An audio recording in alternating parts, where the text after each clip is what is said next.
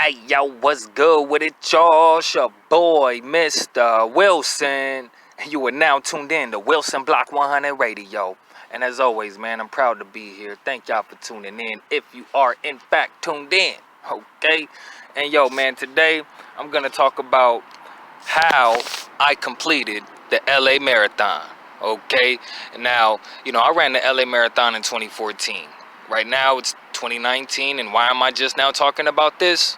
Well, when I reflect on running the LA Marathon, there are just a few things that I think are worth talking about that led me to do it. Okay, and I want to go ahead and talk about that. Now, first and foremost, I've been smoking cigarettes and since I was 14. Okay, so when I ran the LA Marathon in 2014,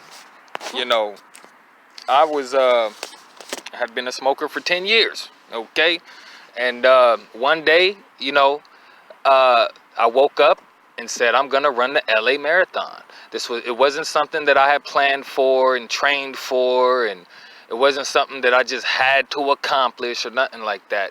But I was going through a situation of pressure by my peers, in the community, haters, if you will, that pushed me. See, it's the adversity that I go through that gives me the fuel, okay, to come out on top.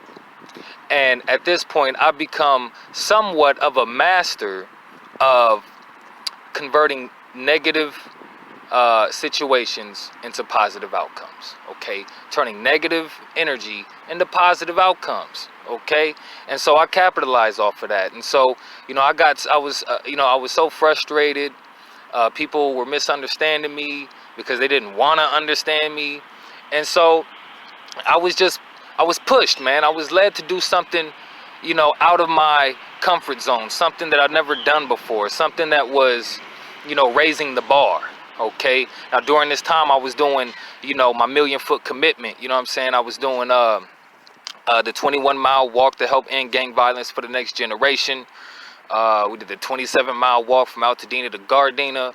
And I'm going to talk more about those walks later, okay, in another episode, okay? So you're going to have to tune in to Wilson Block 100 Radio, okay? Make sure y'all subscribe to the channel, okay? Do that right now if you're listening. Anyway, listen, man. I got Hathaway-sycamores to go ahead and sponsor me for the run, okay? And it was the first time, somebody represented them in the full marathon. And, I was able to reach out to the city of Pasadena and raise over $1,000 for former foster youth like myself. Okay. And, I just want to talk about some things or some strategies that I use to help me complete the LA Marathon. Okay. Now, I wake up early in the morning and, I'm in Pasadena. And so I go to Dodger Stadium to start the run. And I get there like an hour early and, everything is fine. Well, when we get ready to take off, as we're taking off, running out of Dodger Stadium, I'm thinking to myself, what did I get myself into? Do I really have what it takes to complete this? Okay. And, it turns out I did. Okay. So my strategy was, as I'm running out of Dodger Stadium and I'm watching, just a wave of people around me, in front of me, behind me. And so, my strategy was to just take it slow and steady, easy and steady.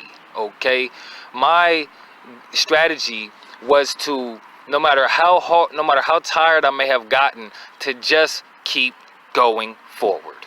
Okay, and that's exactly what I did. Okay, and so my mind was already made up.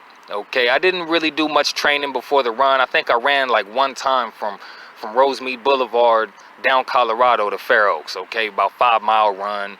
I ate that, okay, I wasn't even done run. Like, listen, when I got done with that run, I had ran into somebody and like I still had more juice in me to go, But anyway, I'm running the LA Marathon, okay, we running all through, LA, Chinatown, downtown LA, Hollywood, you know what I'm saying? And at this time, I'm already a little familiar with the streets in LA, Hollywood and whatnot.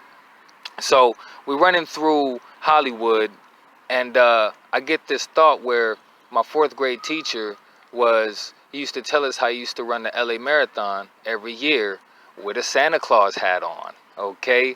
And back then in fourth grade, man, I didn't really even know what the marathon was, or, like that. So, by the time I came to run the LA Marathon, I thought to myself, I was thinking, I wonder if Mr. Smith is still running the LA Marathon. And listen, as soon as I thought that, I look up, and there is Mr. Smith, okay? We're running down Hollywood Boulevard. We're on like Hollywood and Cahuenga, or or something like that. I think we're like on Sun. We down the way anyway. I pull up on the side of him, and I tell him as we're both running, I say, I suppose you don't remember who I am. And he took a look at me, and he remembered instantly, okay? And because when I was in Mr. Smith's class, man, I was a clown, okay? Like I would, be disruptive and crack jokes, and he remembered me for that. But anyway. We're running, chopping it up, catching up real quick. And I just remember him saying, another guy pulled up. We all got to talking as we're running. And I remember Mr. Smith said, like, I think we were at like the 10th mile, 11th mile, something around there. And then he mentioned that, this ain't even the pivotal part of the run. The pivotal part of the run is at the 18th, 19th, 20th mile. You know what I mean? So... at that point, I just figured, like, listen, man, if I could keep up with Mr. Smith, I'm going to be good. You know what I'm saying? If I could keep up with Mr. Smith, then I'm going to successfully complete this marathon. Okay? So, listen, man, we running the marathon. I end up, kind of spacing out from Mr. Smith, and we all end up being in different parts of the race. And I just remember, at every point in the race where I looked back, there was just always a sea of people. Okay, and I ended up, like, when I saw the results, I ended up seeing that I ended up passing like almost 400 more people that passed me. However, I ended on the lower bracket for my age range. You know what I'm saying? Not the lowest bracket, but less than average. Okay, which is okay because I'm not an athlete like that. Okay, I'm athletic, I'm ambitious, but I'm not an athlete. Okay, so I didn't feel bad about that. But yeah, so I ran into my fourth grade teacher. Now, this is making things interesting. Now I just really want to finish. And I just remember being tired and just wishing like this thing was over. And why did I do this to myself? And, I just remember like, looking at the time, like, listen, man, at 1 o'clock, it's going to be all over and I'll be successfully done. It's not like I got to wait a week to see the result and hope that I pass type of thing. You know what I mean? Like, no, today, if I keep going, it will be over in just a few hours. Okay. And so that's what I did. I kept going. And so I'm going down San Vicente now. And as I'm going down San Vicente, I finally hit the wall. Okay. My legs finally start hitting the wall. Okay. And I got to start, bending my knees a little bit. And so I'm passing, 12-year-old kids, laid out in the Keck medical tent. You know what I'm saying? Passed out. You know what I mean? And here I am, a smoker, 24 years old, running a marathon, And so I was just like, I don't know what these kids was thinking. I don't know who told them to do it or whatever. You know what I'm saying? But not to discourage anyone, man. Like, you gave it a good shot. And, if you ran the LA Marathon at any time and did not complete it, I want to encourage you to try again, okay? And take it, if you got to do a half marathon first, go ahead and do it, man. You know what I'm saying? But moving forward, I'm going down San Vicente. I'm seeing young people passing out. And then, okay, now it's time for me to get a break. And, the interesting thing is, nobody was rooting for me.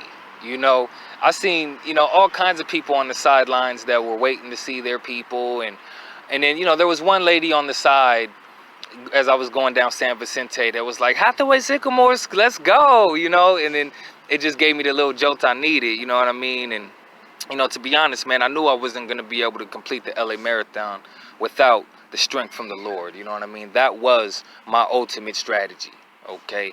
And so I just kept going. And when I eventually hit the wall, I pull over, okay, to the little island right there on San Vicente. And I pull over, man, and I squat. And then I just actually end up, bobsledding in the grass real quick. And, because I got up, look, I didn't stop running until like the 18th mile. Okay, so because I got off to such a good start, okay, I was able to walk a few miles and still be in good position. So this little 5 to 10 minute break that I took, look, I sit down and I glance up and I see a bicycle that says Pasadena Fire Department. And then I look up at the fireman right there and I say, engine 33? And he looks down at me and he says, bing bing? And I'm like, what? So I spontaneously ran into a firefighter from Pasadena Fire Department, engine 33 on Lake and Villa, that, you know, took me to the hospital back in the day for an altercation, what have you, okay? And, you know, it was real interesting. It was just ironic how I would, the one place that I decided to finally have a rest was right there next to a fireman that I personally knew, okay? And we took a picture, and he never sent me my picture, man. I really wanted that picture. Mr. Smith, we met at the end. He didn't send me a picture. I wanted my picture, man. You know what I'm saying? But anyway, you know, I successfully complete the 2014 LA Marathon. I win a medal, and then I donate my medal back to Hathaway-Sycamores. And so, you know, I completed the marathon because I was able to complete the marathon because I made my mind up. My mind was made up. See, winning is a decision you make beforehand, okay? And I just did whatever it took, man. Nothing was going to stop me from completing this. And, of course, you know, there was a lot that I felt I had to prove to people that were supporting me in this endeavor. You know what I'm saying? And I just want to give a big special shout out and thanks to Hathaway-Sycamores for allowing me to represent them in the LA Marathon.